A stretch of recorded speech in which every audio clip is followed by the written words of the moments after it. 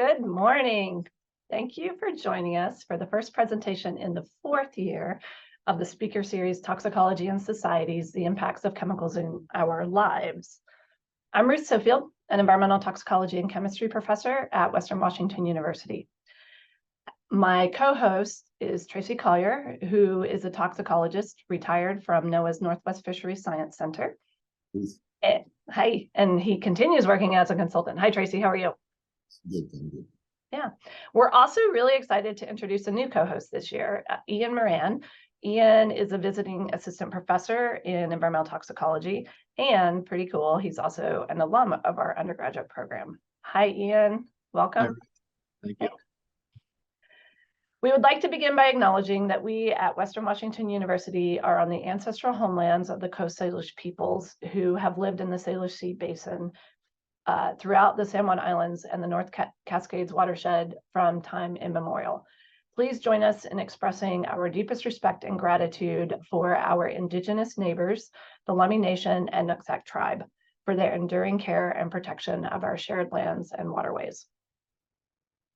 And now I'd like to go over a few logistics. We will save questions for the end of the presentation, but you can use the Q&A feature on your screen at any time. You will be muted throughout the presentation, so we will use this feature to interact. The focus of our speaker series is to provide understandable examples of how events with a toxicological component have consequences to people and societies. Today, we are delighted to welcome Dr. Chris Sargent, a research scientist with the Flathead Lake Biological Station. He is an applied watershed scientist working where freshwaters, fish, and people converge. Today, he will present on the mining risks to the salmon watersheds of northwestern North America. Welcome, Dr. Sargent.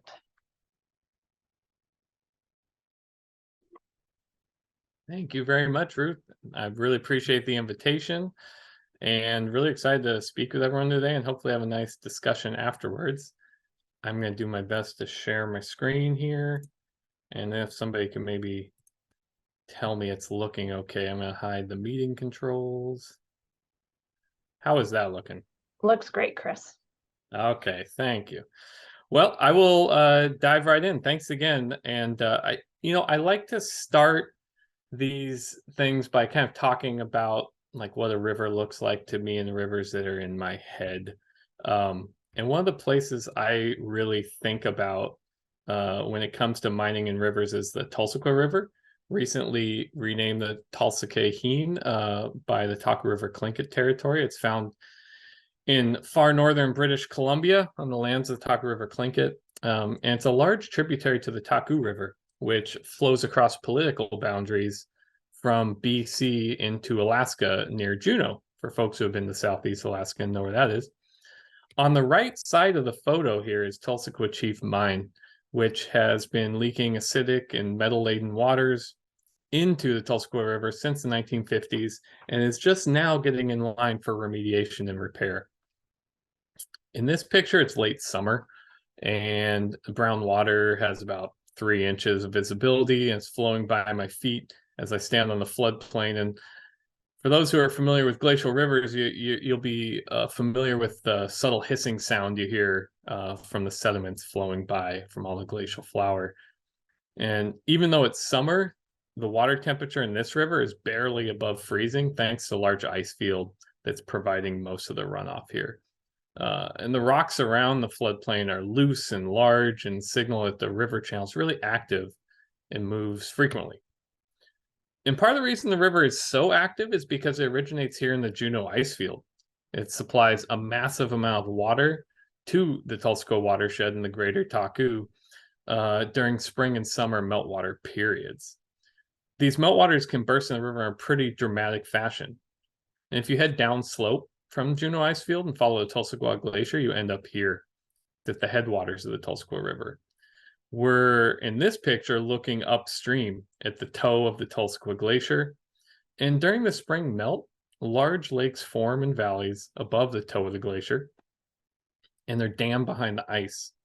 And when the pressure from these growing lakes becomes strong enough, the waters burst out from tunnels under the glacier and create massive floods spreading across the floodplain and rearranging the channel, creating that dynamic channel, loose rocks I was talking about. I want to show you a 1-minute video, and hopefully it comes across okay to everyone, of what it looks like to fly over one of these glacier dam valleys. In the video, we're going to be flying up the Tulsa Glacier seen here and turning to the right, back in this little nook here, if you can see my mouse, into a basin called Lake No Lake. So it's about a minute. Here we are flying over the Tulsa Glacier, and we're about to drop into Lake No Lake Valley. A couple months before this video was taken, this valley was full of water. The icebergs you see over on the right were partially submerged in water, and some of them were sticking out of the water. And then when the lake drained to cause a glacier outburst flood, they just sink to the bottom of this valley. And it's really hard to describe the scale when you fly through here. It's very intimidating, almost scary. Some of these icebergs are hundreds of feet high, and there'll be this little tunnel we're about to see on the right. And there, almost there. There it is, that dark tunnel on the right-hand corner. That's one of the places where when the lake gets full enough, the water can actually lift up the glacier and go all the way down in the Tulsa River Valley. And this looks like a small creek we're flying over here, but if there was a grizzly bear down here, it'd be very hard to see. It's actually a raging river almost, and just a really, really powerful place. And it's just exciting to be there. So why am I taking the time to tell you all this, and why does this environmental context matter in relation to mining? In Western North America, and especially Alaska, it's at the front lines of climate change. We expect to see continued glacier retreat, warming air temperatures, less precipitation falling as snow, and more frequent flooding and drought. So the steep mountainous and extremely wet environments throughout this region also push the limits of engineering needed for environmentally responsible mining projects. Things like landslides, glacier outburst floods, permafrost thaw are all expected to become more common. And in the work I'm trying to summarize today, I'm going to look at this region we have mapped here from the Columbia Basin up through British Columbia, the Yukon Territory, and all of Alaska. There's a lot of historic, currently operating and proposed mines in this region.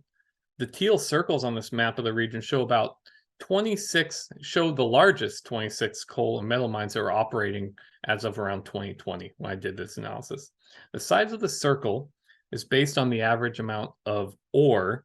The ore is economically valuable rock that has a product of interest in mining, such as gold, and how much is processed in metric tons per day. I think the map does a nice job showing the large mining projects that are currently in the region, and especially throughout the BC watersheds like the Taku, Stikine, and Unic here, that are shared with southern coastal Alaska. Those are called transboundary watersheds that flow across the political boundaries from BC and First Nation territories into Alaska and tribal territories in the United States.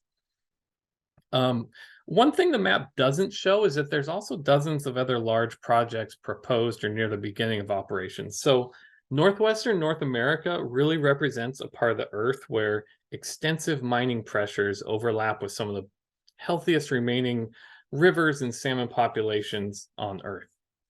Now, in this presentation, I'm mainly going to concentrate on large metal and coal operations because they tend to be the largest current and proposed operating projects in the region, although there's obviously lots of other important operations to consider I won't talk about today, such as phosphate, sand, gravel, graphite, and other things that are important to consider as well.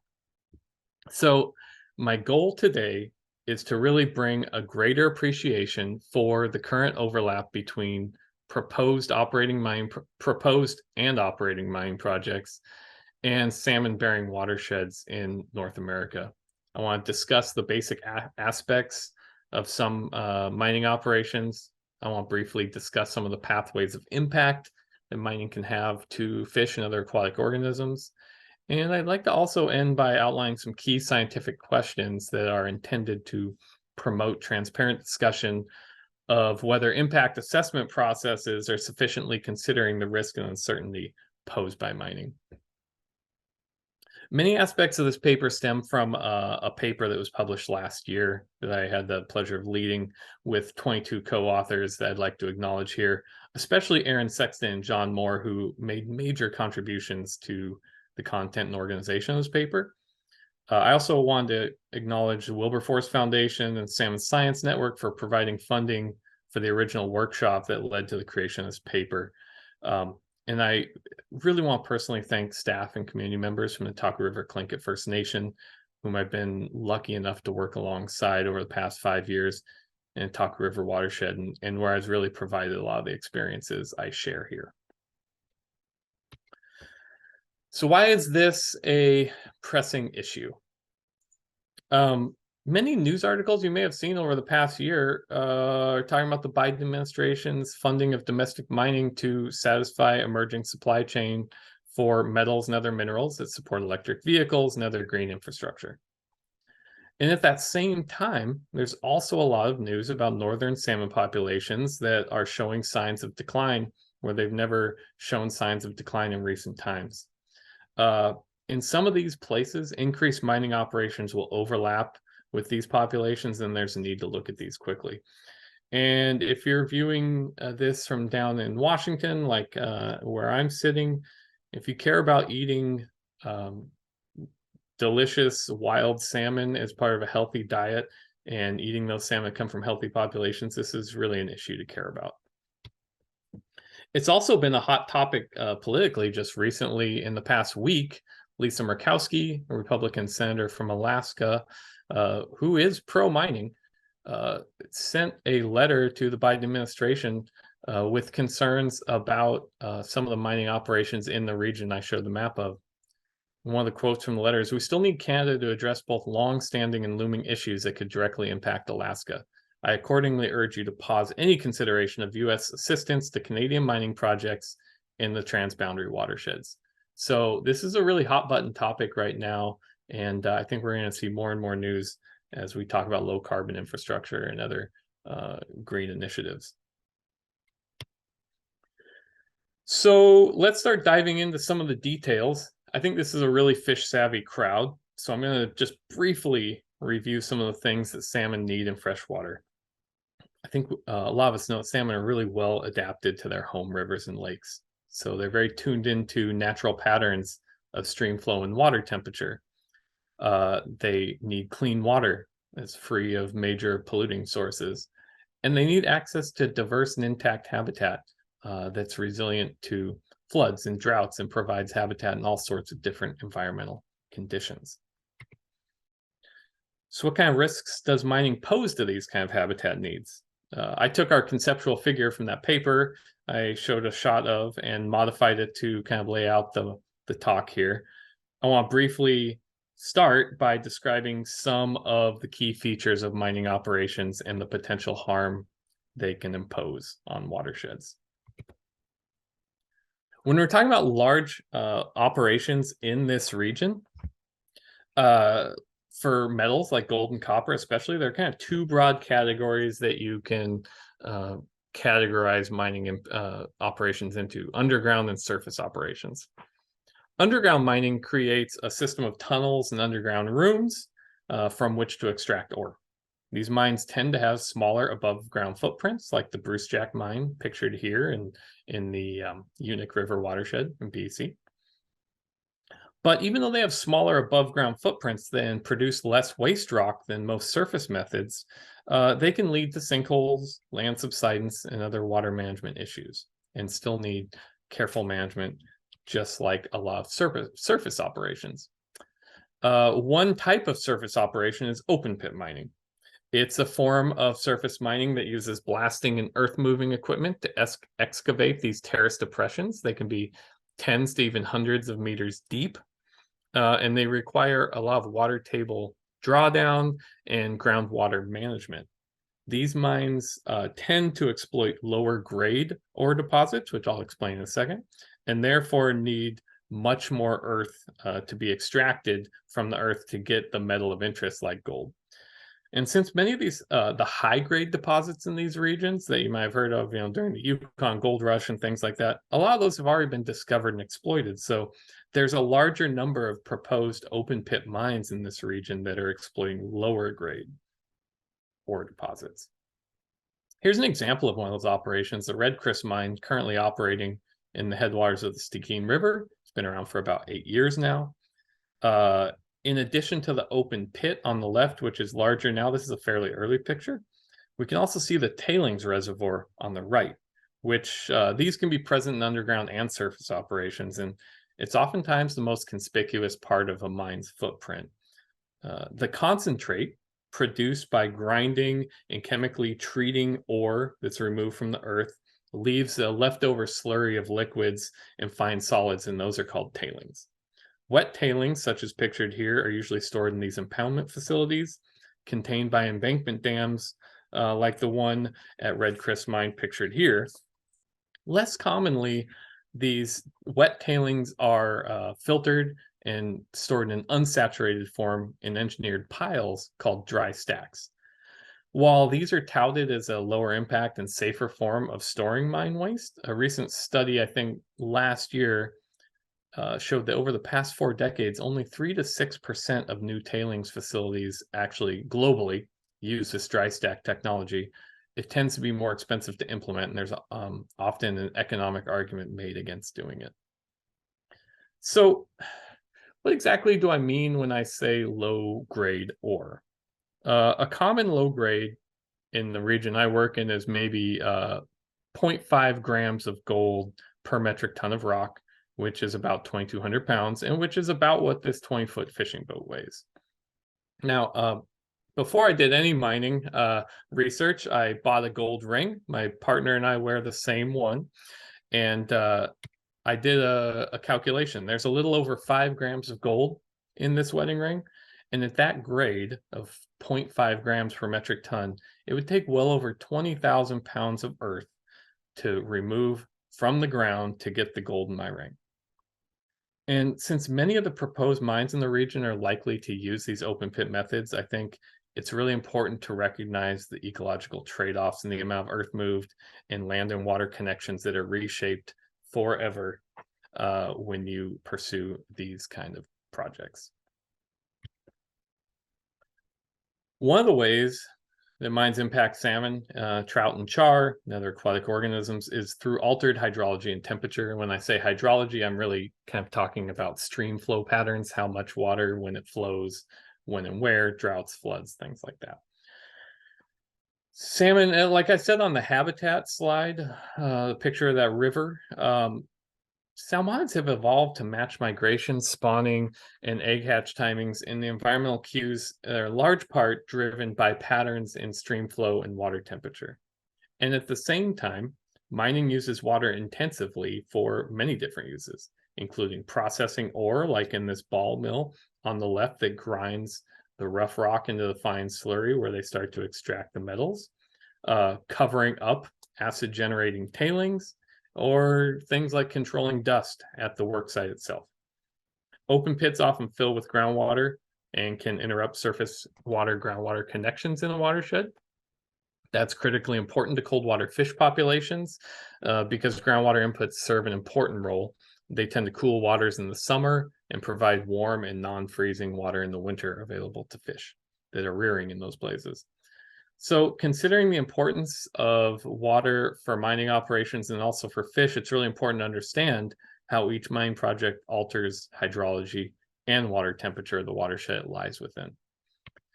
I like to give a little anecdote about when I lived in Juneau, Alaska for 10 years. I would drive by a couple of different creeks that I think really exemplify how important this question of hydrology and water usage is.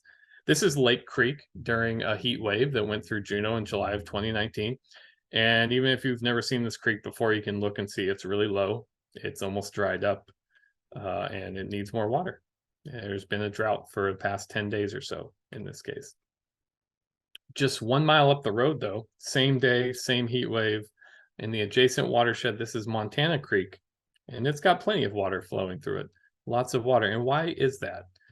If you were to either fly over this watershed in a small plane or stand on a ridge top and look down, you'd have a really hard time telling the difference between the landscape of both of these watersheds. They have really subtle differences. Lake Creek, which is almost dry during the drought, has no glacier coverage and a mean watershed elevation of about 750 feet, 800 feet. And there's not enough snow and ice runoff in that basin to really keep the channel full. Yet in Montana Creek, in the adjacent watershed, it's got 2% glacier coverage and a slightly higher mean watershed elevation. So there's more ice and snow meltwaters available for that stream to keep water in the channel for fish and other aquatic organisms during drought periods. And I think these really fine differences are not appreciated in the impact assessment processes related to water usage for mining projects. And it really, to me, speaks to the need for very detailed on-the-ground knowledge, empirical observations, and really understanding how these creeks act during times like drought or flood that's not appreciated by using some kind of larger regional model or things that don't get on-the-ground knowledge used.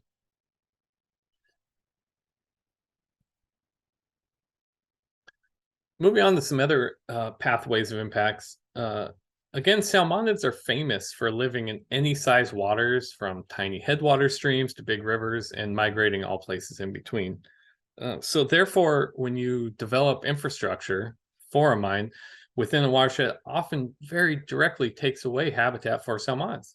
Tailing storage reservoirs, again, picture here one of the most obvious pieces of infrastructure leading to habitat modification and loss. Oftentimes they're built in creek valleys where fish exist, and there's actual direct loss of habitat. Also, in contrast to more conventional water storage dams, like you might see in a hydropower operation for electrical generation, which are licensed and built for finite operating lives, tailings dams must hold back this slurry basically forever. And so the likelihood of leaks or dam failure compounds over generations as the facilities age and the projects are no longer generating revenue that can help kind of keep this infrastructure in tip-top shape. In southern BC, when the Mount Polley Dam failed in 2014, you might be familiar with this. It was one of the biggest environmental disasters in Canadian history. 9.2 kilometers of Hazeltine Creek, which is known as valuable salmon spawning habitat in the upper Fraser River watershed, was buried in tailings. Tailings dam for Red Chris Dam, shown on the previous slide, is about 3 times higher than Mount Polley's dam, and also holds much more tailings volume and was built in a similar manner to Mount Polley. So there was a lot of remediation done after this disaster, but even though the tailings from Mount Polley fell to the bottom of the 3rd deepest lake in North America, Quesnel Lake, recent research out in the past couple of years has shown that when the lake turns over in the fall, in the bottom and surface layers of this very deep lake mix, it resuspends these contaminated sediments and these flush downstream into the Quesnel River. The tailings don't just quietly sit on the bottom, and in this case, dilution is not the solution to the pollution. This is going to continue to be an issue over time, post-disaster. In addition to tailing spills and leakage, other forms of pollution from mining can directly compromise the health of salmon. One really well-known source of pollution is called acid mine or acid rock drainage, where sulfur-bearing minerals, which were previously buried deep in the earth, are extracted from the ground. And then when those react with open air and water, they create acidic runoff. And this acidic water can dissolve trace metals and cause them to be transported sometimes very far downstream. That's what's happening in the orange water you see on the left leaking from Tulsaquid mine. And not all mining pollution is driven by acid mine drainage. In the study region here, another well-known pollutant is selenium leaching from waste rock piles in Elk Valley coal in southeast BC. High levels of selenium can result in fish deformities, such as missing gill plates and curved spines, like you see this picture on the right. And this type of pollution is seen, can move very far downstream, hundreds of kilometers in the case of the Kootenai River and Elk Valley coal context. And so there's a lot to consider pollutants are probably one of the more well-known impacts of mining, and we really get into this in the paper. I think one of the more important take-home messages here, a basic message, is that the effects of mining can be long-lasting and spatially extensive. They can last decades, or in some cases in Europe, in Roman mining operations, they can last even centuries. And in cases like the Kootenai River I just said, or in Montana from the Berkeley Pit in Butte, there can be known impacts hundreds of kilometers downstream. So this is just a brief overview of a lot of the documented impacts from mining operations. And if you want to really dive into this in more detail, a paper is open source, or contact me. I'll have my email at the end of this presentation. I'd be happy to share this with you, and we dive into a lot more details. So we can list a lot of different documented impacts from mining operations. And it really brings up a critical question, though. Is this harm from mining common or rare? And when our group first set out to write this review paper, we want to tackle this question head on by systematically comparing impacts predicted during impact assessment processes like environmental impact statements versus what actually happened and was observed after the mine began. But what we found when we started on that journey was that the data and transparency needed to do that analysis of predicted versus observed impacts really wasn't available.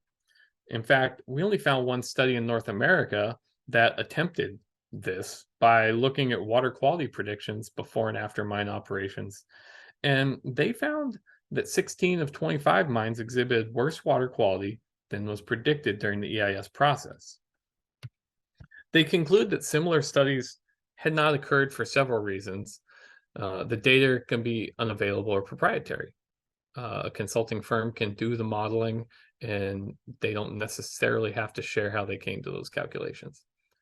Data can be spread across multiple, over the years, microfiche, digital, paper repositories. They're not all in one place often.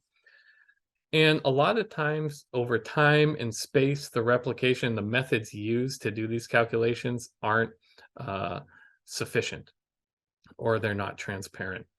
And even though this study you'll see down the corner is done in 2006, it's almost 18 years old. In my experience over the past 5 years, these issues remain when it comes to assessing before and after impacts.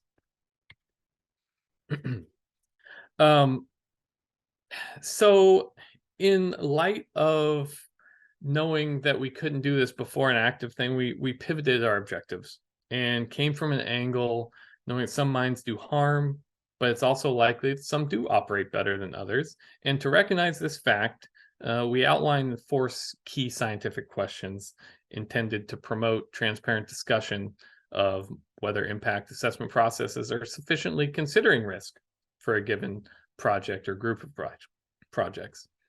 For example, the first one is, to what extent is stressor complexity acknowledged and analyzed?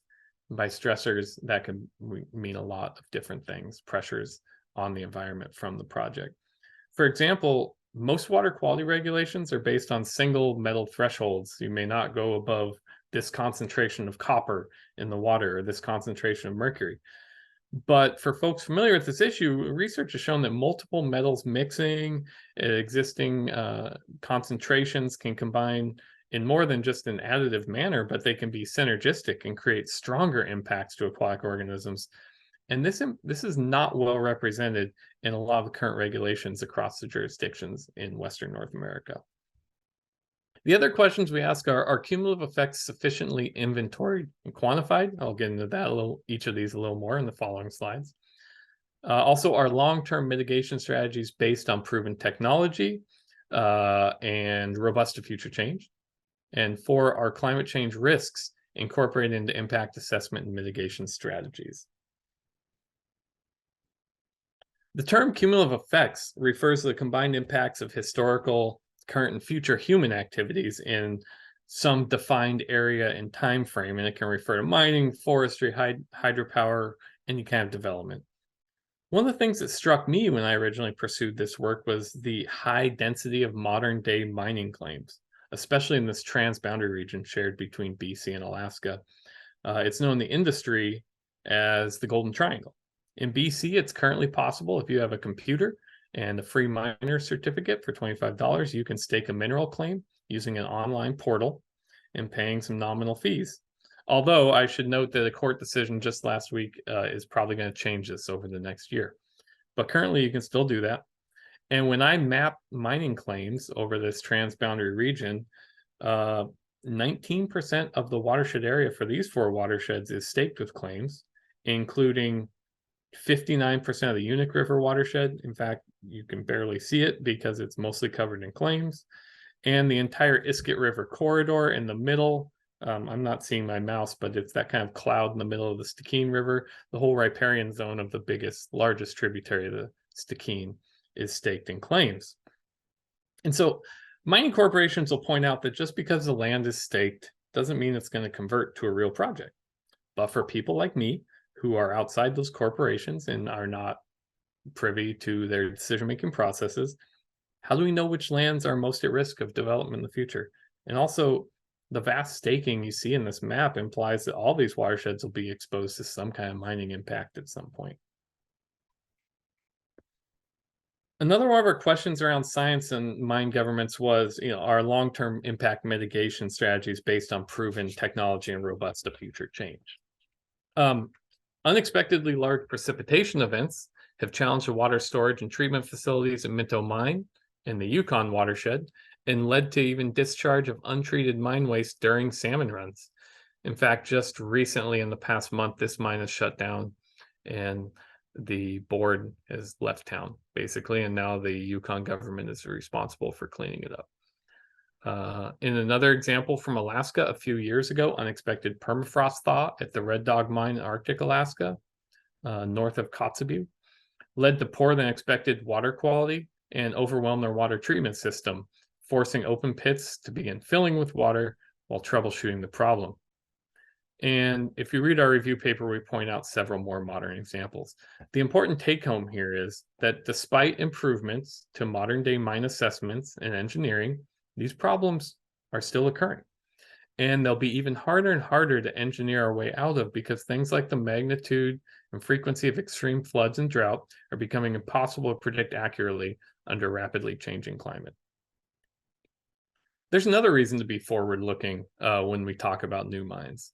A really cool study last year with some colleagues I work with showed that glacier retreat will actually open up thousands of kilometers of new salmon habitat in North America, farther north, starting in kind of central BC.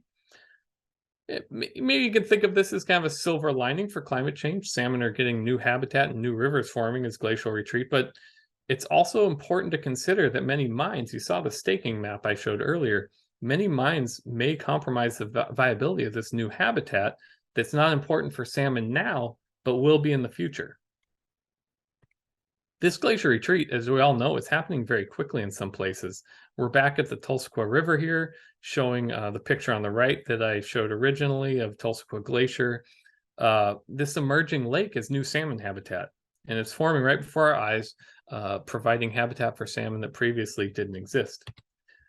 At the same time, mining companies are also looking at glacier retreat as a new opportunity to find undiscovered deposits. So, right here from a news article, in 8 years of glacier retreat, if the rate has been going, there could be an ore body sticking right out of the ground that nobody's ever seen before.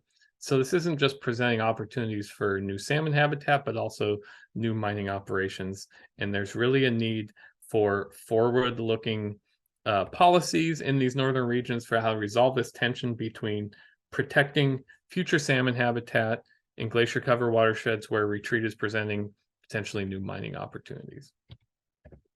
And this is my last slide. That was a whirlwind overview of lots of things I've been thinking about for the past years.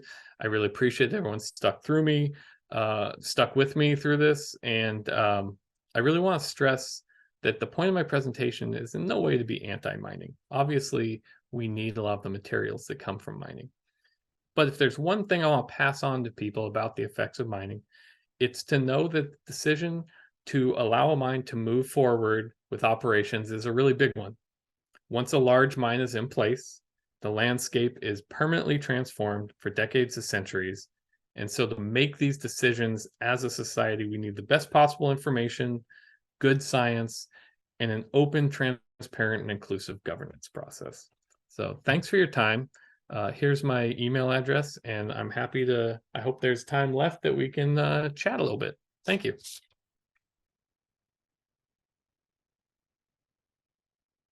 Thank you, Chris. Oh, hi, how are you? Let's see, should I stop sharing?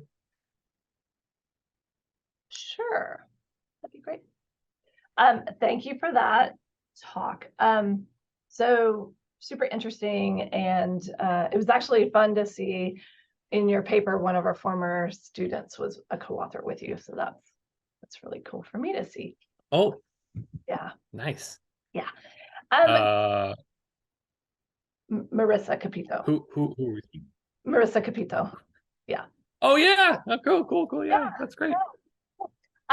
Okay, so we have some questions around like what restoration and remediation activities might look like for a mine after it's been permitted and used and then exhausted. So maybe you could talk about that and tell us kind of what the process is for cleanup after the fact. Assuming that we're not talking about, you know, breached tailings impoundments and that sort of thing, but yeah, what does this look like? Yeah, I think, depending on the operation, there's a lot of different things that often talk about, like recontouring the land, right, to look more natural, removing any toxic sediments. If there's these dry stack tailings that are in big piles, making sure they're properly sealed and covered up and won't release dust and pollutants and seepage in the future. A lot of reseeding and revegetation of the land. In the case of Tulsaquachief Mine, it's due for several things. It's got a road that will probably be decommissioned and torn back up to look more natural. And then also in that case, it's an underground operation. There's acidic water leaking from the portals to access the mine, and there'll need to be very expensive water treatment for a long period of time, and they haven't decided quite how to do that yet. So some combination of diluting the water with natural river water, treatment plant, and then keeping that operated in a really remote region for a long time. Yeah, and that's what I see in a lot of the ones I review is there was even a project I didn't mention today in my talk, but the KSM project that's proposed and has received permits in BC, they proposed to treat water for 200 years after operations close, and that's great, but I don't know if there's any examples of places that have treated water for 200 years successfully, and who's actually going to pay for that and keep it going in a very, very remote mountainous region. So yeah, lots of things to consider in remediation, tons of different things. Yeah, and I was trying to remember what are the regulations around hard rock mining for remediation? Is that Superfund that we're talking about, or is it? Well, I'm starting to go a little bit outside my range here, but Yeah. my understanding is that Canada at least doesn't have a similar kind of CERCLA / Superfund process, but they're looking into that. But I don't know exactly for sure. Yeah, there are reclamation bonds that are put into place. I'm mostly familiar with Alaska, so before you can build a mine, they estimate how much it will cost to reclaim the land, assuming there's no disaster, and then that money goes toward the reclamation. In some places in Canada, they also have reclamation bonding. They're not as strict about getting all the money up front. So if a corporation leaves before their operation period ends, sometimes taxpayers are stuck with some of the bills there, and it's kind of different across the region. Okay. And this may also be like a little bit outside of your knowledge base, but I think you could probably comment. So kind of on the other end of mining impacts in the permitting process, and you did talk about this, but maybe we have a specific question about whether the Clean Water Act regulations are effective at protecting mine waters. And so that could be, I know that that kind of thing is considered in the permitting, but then also during operation. What are your thoughts on how the discharge of the pollutants is managed? Whether it works, if it's still kind of problematic. Yeah, I think it's a mixed bag. Like I've heard a lot of other people say that mines are essentially like a large water management project. I think that's a super accurate description. I mean, that, like, especially for people that care about rivers, like that's and I think I don't know the best way to answer that other than I think in places where they're managing a lot of water, like where I showed Minto Mine or Red Dog Mine, they're not doing a great job and they tend to discharge more pollutants than expected. And then in places that manage a lot less water, they're probably more successful at being able to treat those and not get overwhelmed. Yeah. And what is the difference in managing a lot versus a little bit as far as, I guess, the design of the mine? Or because we do have another question about, is there a way to minimize the water use in mining? And so I think that kind of wraps into what you're talking about right now. Yeah, I think again, it's really hard to generalize. It's really based, in my experience, on individual mines. But in general, open pit operations have a lot more water because they're exposing the groundwater table and filling up, and you got to pump that somewhere and divert it around your works. And so I would say a lot of open pit operations probably qualify as a large amount of water. Sorry, I'm blanking on the second half of that. How to use less water. Yeah, I think there's a lot of innovation to be done there. I'm coming off as too skeptical, but I'm just quoting other mining when I've watched panels on mining, I have heard multiple people from industry say we're second to innovate in mining, and I think what they mean is we make a lot of money doing the status quo because we've done these operations for a long time, and there's not currently an advantage to innovating how to use less water, do less things. It just costs more. And so I think there's a need for innovation that's like wide open right now, especially considering how much copper and graphite and lithium we need for the future to have less carbon. Okay. Yeah, and I think this is useful. I have a question that you just answered, but I think I would like to state the question. Is there a movement towards holding, and maybe you would expand, is there a movement towards holding mining companies more responsible in advance of beginning operations? And it sounds like there hasn't been, and therefore they're able to just keep doing what they've always done. Is that? I think there's a movement toward doing a better job with that. A better job. And that's coming from the regulators? Yeah, I mean, the thing I'm most familiar with, reclamation bonding, I think they're demanding better estimates, more money up front, and there's a historical pattern of going bankrupt and leaving mines out there, and there's lots of good examples too where they actually went through the life of the mine and re-sculpted it and reseeded, and it's done, and it doesn't seem to be polluting. But there are also examples at the other end of kind of abandoning those, and I think a lot of regulations are moving toward not letting that be an option in the future. Yeah. What about if we were to wrap it back to the salmon and the people? Do you have examples where the communities have played a big role in limiting the permitting of a mine, or helping to work towards the restoration of a mine, like where that interface of how communities are thinking about this? Do you have any examples of that? Yeah, I think that's a really good question. I think it's a mixed bag. That's another movement, I think, where I work. Can we get First Nations, tribes, other community members up front working on these assessments, and then through the life of the mine, employment cleanup, really being actively involved in the decision-making process. And I think there's slow improvements there, but it's still a long ways to go. I'm thinking about like transboundary watersheds that flow from BC into Alaska.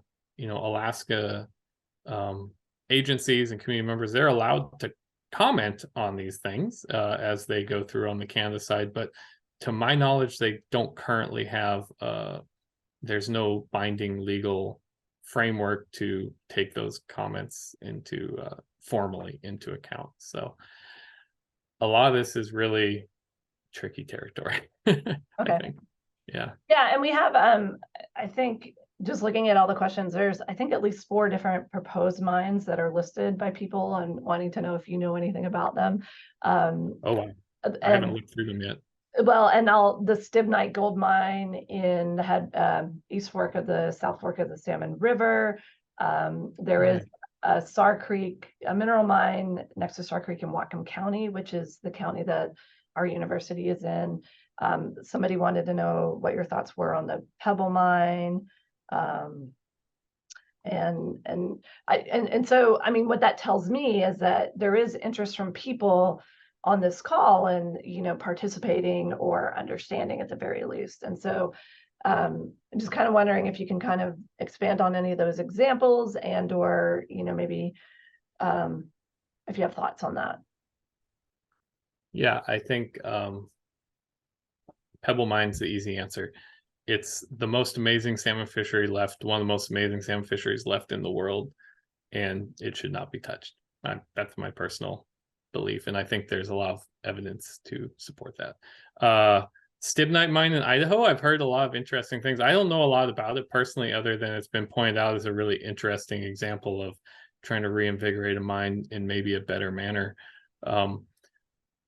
I hesitated on a lot of these answers because in my experience it's been like the devil's in the details for each mine, and they're all so different and variable that I have a hard time kind of generalizing about the ones I don't know a lot about. I'm afraid to say something kind of uneducated about it. Yeah. Yeah, and I'll throw the other one out. I just found it. Kensington Mine at Berners Bay. Do you have familiarity with that one? Roughly. I lived near it, but I haven't studied it extensively. Yeah. Yeah, their specific question is that in the permit, they say that the impounded lake will provide healthier habitat than what it was prior to impoundment. So I think maybe just an example of, you know, something that was put into a permit that there may not be data to support in the end. So yeah. Yeah, I don't remember in Kensington specifically. I think they're putting tailings into a natural lake that had fish into it. And so I don't remember if it's with Kensington, but certainly there's other mines where they propose a habitat offset, right? Like they bury a stream in tailings in one place. They say, well, we're going to build some off-channel habitat in the adjacent watershed that will benefit fish. And there's studies that show that habitat offsetting hasn't worked all that well. It's hard to replicate nature, obviously, and nature does a really good job at creating habitat for river fish. So yeah, sorry I don't know about the Kensington thing too specifically, but I love looking at these things more closely when I have a chance. Yeah.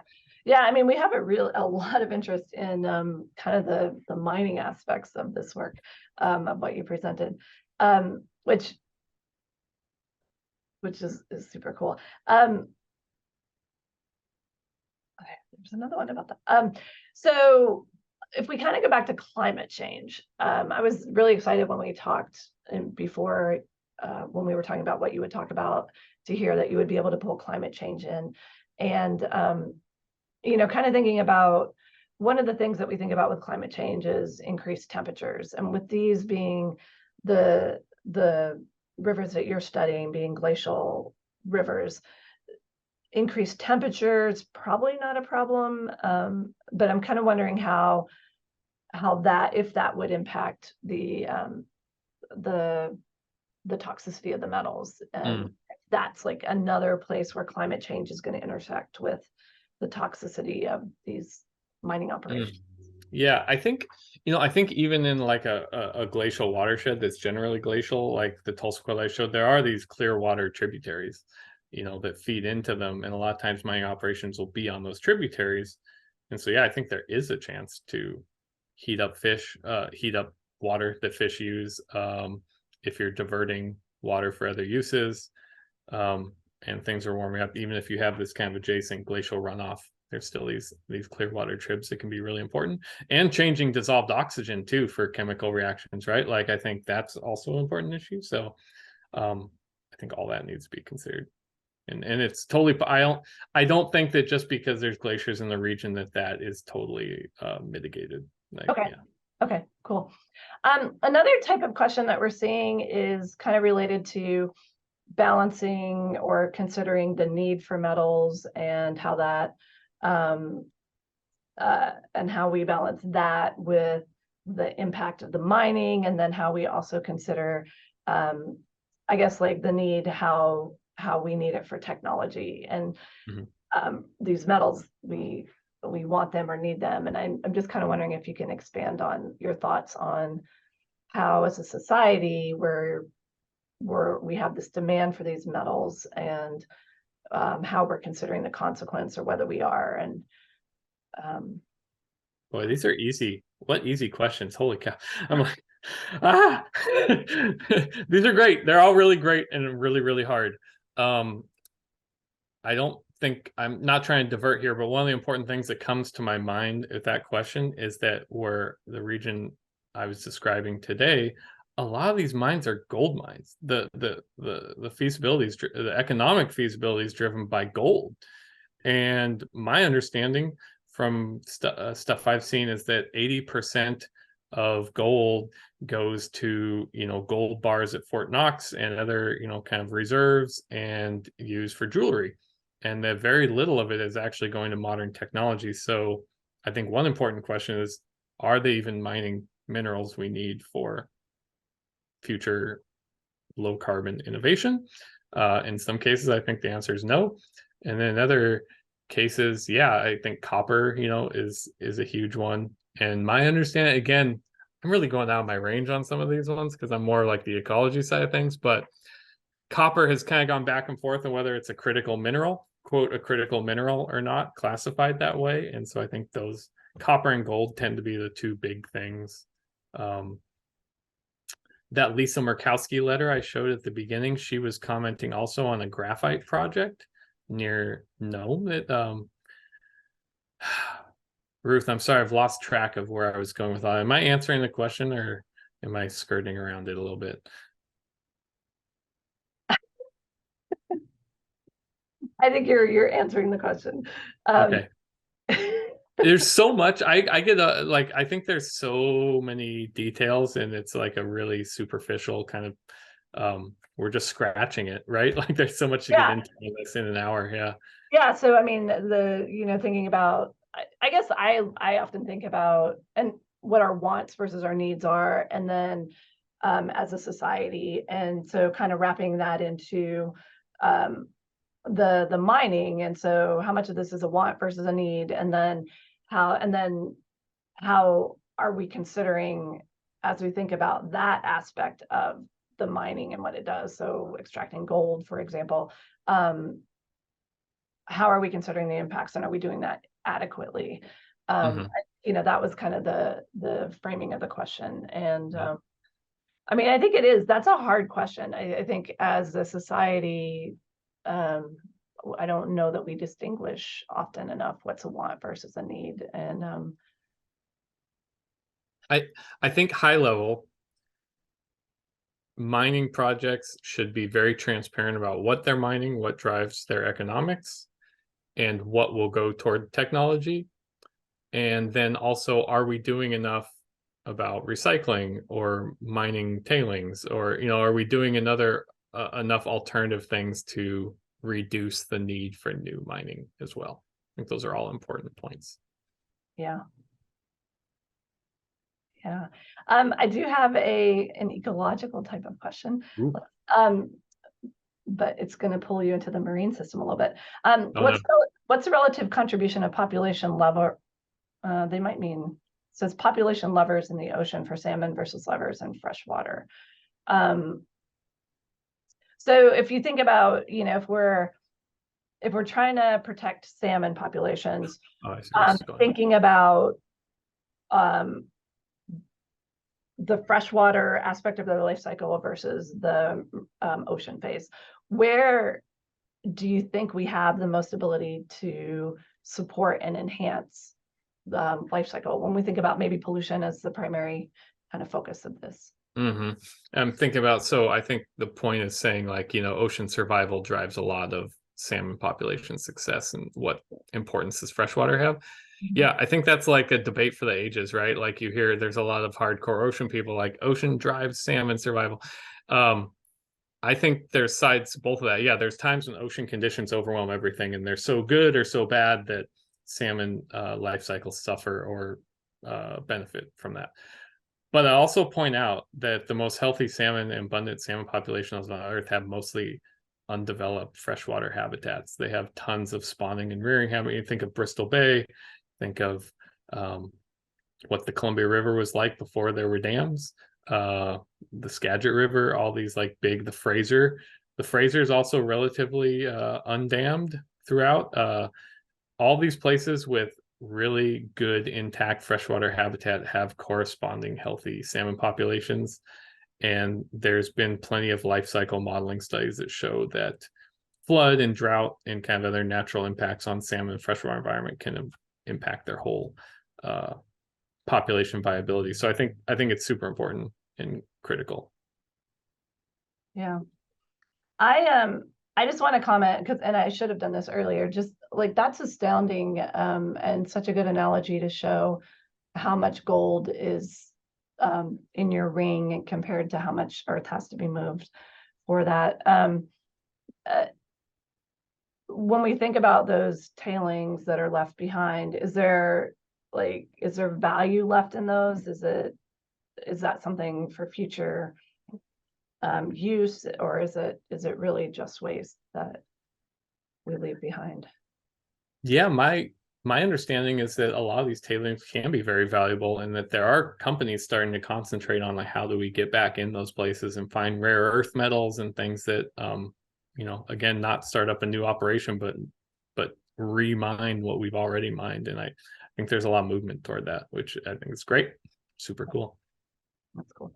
Well, I want to just kind of conclude with, it's not necessarily a question, but I definitely want to acknowledge we have a representative from the Douglas Indian Association, and they say they would like tribes in Alaska to gain legal rights of consultation in BC over proposed mining projects in the headwaters of rivers that we share, and they seek to have their rights recognized, not to diminish the existing rights of First Nations. And there's another maybe kind of comment or a question that is acknowledged to maybe be outside of your expertise, but in Washington state, we have the culvert case where Washington tribes use treaty rights to leverage legal case to fix culverts, and kind of question, do you see potential in Alaska to use a similar path? So kind of just acknowledging this, the First Nations and their rights. And I wonder if you could kind of wrap us up with kind of comments on that. Or we just acknowledge. Yeah, no, I think I acknowledge that, and I try to include that in my final thoughts of like, when I say open, transparent government processes, in my mind, that's saying everybody who has rights and cares about these places and is from these places should have a seat at the table. 100%. Yeah. Awesome. Chris, thank you so much for kicking off our 4th year of the series. That's awesome. Really Congratulations on 4th year. Yeah, super excited that we're back. And really happy that you got us here. And so thank you so much. And thanks to everybody who came to watch. Thank you. Thanks, everybody.